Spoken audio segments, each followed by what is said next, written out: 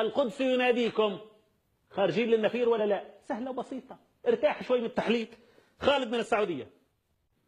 السلام عليكم. وعليك السلام يا خالد.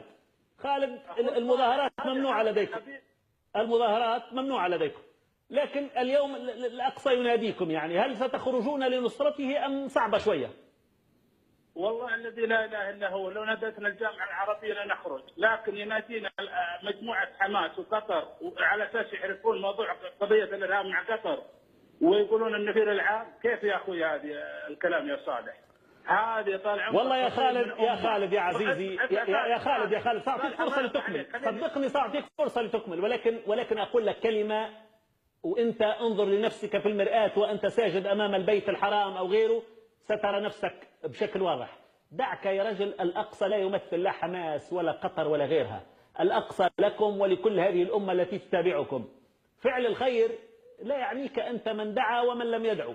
الأقصى الآن يناديكم لنصرته، لأن الأقصى الآن يضع المحتل الإسرائيلي الحبل على رقبته. أنا أشبه هذا المشهد كما أراه الآن، فإما أن تنصروه وإما أن تكونوا مع الخوالف، وأنتم اختاروا يا أهل الجزيرة، يا أهل الحجاز، يا أهل السعودية. أنت ما رأيك؟ تفضل، دعك من حماس وقطر بالله عليك. والله هذه الاسطوانة يا أخي صارت مملة للغاية. الأقصى حبيبي لكم جميعا، تفضل. لن ننصر الأقصى، لن ننصر الأقصى. والأقصى يا عزيزي ليس في حاجة لنصرة أمثالك، أقولها لك على الهوى. لن تنصر الأقصى، والله الأقصى لا يحتاج لأمثال هذا الهوان وهذا السقوط وهذا الجبن الذي عشعش في عقول ونفوس البعض.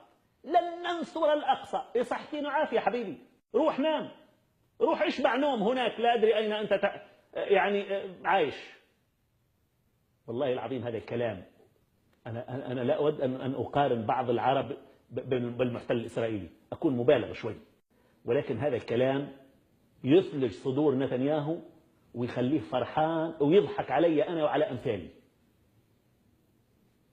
أنا إعلامي صحيح، ولكني مع الأقصى اليوم وغدا وبعد غد، شاء من شاء وأبى من أبى. وخالد هذا اللي كلمني من السعودية ويقول لن ننصر الأقصى، نم يا حبيبي، ارتاح.